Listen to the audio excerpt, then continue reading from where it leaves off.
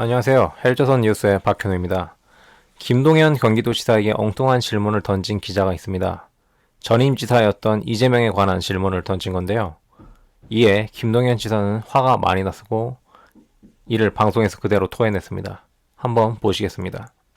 지사님이 취임하고 나서 한 14일 정도 압수수색을 당했던 거에 대해서는 충분히 억울한 심정이 있을 수도 있다고 생각을 하는데, 혹시 이번 기회에 그러면 김혜경 씨에 대한 경고 법인카드에 대해서 확실히 정리하고 갈 생각은 없으신가요? 상황 파악이 이렇게 안 되십니까? 김혜경 여사가 있었던 일이나 그때 것들은 제가 취임에 한참 전 일입니다. 제가 뭘 정리합니까? 그리고 이미 그것은 여러 가지를 수사 중에 있는 것뿐만 아니라 국감에서 여러 번 말씀드렸습니다. 제가 뭘 정리해야 됩니까? 전임 지사 부인 일을 제가 뭘 정리를 해요? 그러면 계속 이렇게 압수수색을 그러면 계속 올 것 같은데. 아니, 올 것 같다니요. 오면 안 되죠. 오면 안 되죠. 이렇게까지 하는데 또 옵니까? 그럼 더 강력하게 얘기를 해야 되겠죠.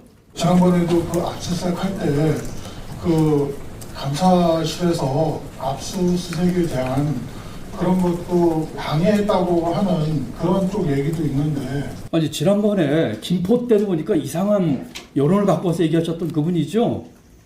감사실 누가 눈복을 해요? 이거 보세요. 내방 압수수색할 적에 우리가 못한다고 막았습니다. 합리적이지 않잖아요. 저는 바깥에 있었고요. 그랬더니 수색하겠다 해서 우리 문을 잠갔어요. 제 방을 잠갔다고 합니다. 그리고 정하려면 문을 부수고 들어가라고 그랬어요. 문을 부수고 들어가라고 그랬어요.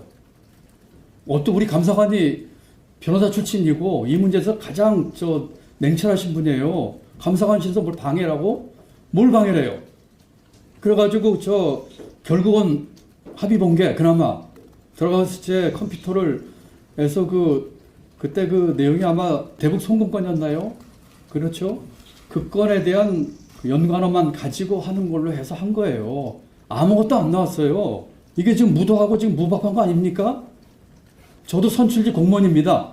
대한민국에서 가장 큰 도의 선출직 공무원이고, 선출직 표 얻은 걸 하면 대통령 다음으로 표를 많이 얻어서 도민들이 뽑은 선출직 공무원입니다. 그런데 그 방을 제가 취임하기도 훨씬 전에 일인 지사 부인의 법화를 가지고 새로 산 컴퓨터가 명백하고 그걸 와서 압수수색 했다는데 그럼 와서 해가십시오 이래야 됩니까? 그건 잘못된 거죠. 잘못된 거죠. 그리고 잘못된 정보 가지고 이렇게 언론에 계신 분들은 잘못된 정보를 얘기하면 그게 다 언론에 나가는 거 아닙니까? 감사관실에서 방해했다니요. 그건 아니죠. 아까 말씀드렸죠. 저희도 남들이 협조를 했습니다. 적법하고 이해가 되고 상식적인 범위 내에서는 협조를 했습니다.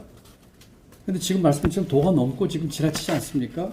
오늘 아침에 있던 일인데, 그러면은 작년 7월 1일 이전 것만 보겠다고 해서 컴퓨터를 보는데 뒤에서 보니까 최근 거를 보더래요. 그래서 이걸 항의를 했더니 아주 무례하게 아랫사람 야단치듯이 그렇게 했다고 합니다. 결국은 옥신각신하게 검사가 와서 이렇게 조율을 한 것 같은데, 이게 지금 대한민국 검찰의 현주소입니까? 만약에 오늘 와가지고 작년 7월 이전 거 보겠습니다. 약속을 지켜야죠. 도대체 전임 지사 부인의 법화하고 작년 7월 1일에 취임한, 더군다나 전임 지사는 임기 마치기 한 1년 전쯤에 그만두셔가지고 직무대행처제였어요. 지사랑 도대체 무슨 상관이 있습니까, 그게? 경기도에 지금 이 건물에 수천 명의 공무원이 있습니다. 그리고 각 실국은 우리 비서실과 아주 긴밀하게 서로 업무 협의하고 오고 있습니다. 지금 오늘 아침부터 비서실이 지금 개점 휴업입니다. 지금 조금 더 과장해서 말씀드리면 경기도정이 지금 마비되고 있는 거예요. 경기도가 작은 대한민국이라고 합니다. 대한민국 모든 것 대부분의 곱하기 4분의 1을 하면 경기도입니다. 인구도 4분의 1이 넘고요. 경제 규모, 투자, R&D, 경제와 산업의 중심은 경기도고, 이런 경기도가 지금 업무가 중단되고 마비돼도 되겠습니까? 이건 아니죠. 대한민국 이렇게 가서는 안 됩니다. 이 기자의 소속이나 이름은 아직까지 밝혀지지 않았습니다. 또 다른 뉴스가 있는데요. 김홍일 전 특수부 검사가 방통위원장 내정설이 돌고 있습니다. 이에 대해 박주민 의원이 일갈을 했는데요. 해당 영상도 가져와 봤습니다. 그리고 방송통신위원장으로 지금 김홍일 전 특수부 검사 출신의 검사가 지금 지명됐다, 내정됐다는 얘기가 들리는데요. 검사가 만능입니까?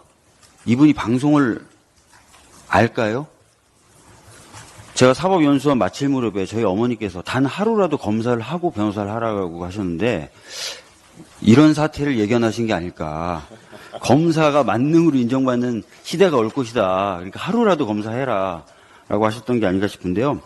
만능일 리가 없죠. 제가 봤을 때는 전문성도 없는데 방송을 장악하겠다라는 의도 하나만으로 지금 진행되는 인사인 것 같습니다. 철저히 검증해야 될 것 같고요. 국민의힘 서정숙이 나 혼자 산다 불륜 드라마 때문에 출산 기피 풍조가 생긴다고 했습니다. 글쎄요. 우리가 연애도 하지 않고 연애를 하더라도 아이를 가지지 않는 이유는 단순히 드라마 때문이 아닙니다. 돈이 없기 때문이죠. 아이를 낳아서 키울 돈이 없기 때문에 아이가 성장할 때 있어야 할 집이 없기 때문에 아이를 낳지 않습니다. 그런데 드라마 따위들 때문에 아이를 낳지 않는다니 얼마나 현실 파악이 안 되는지 감도 안 잡힙니다.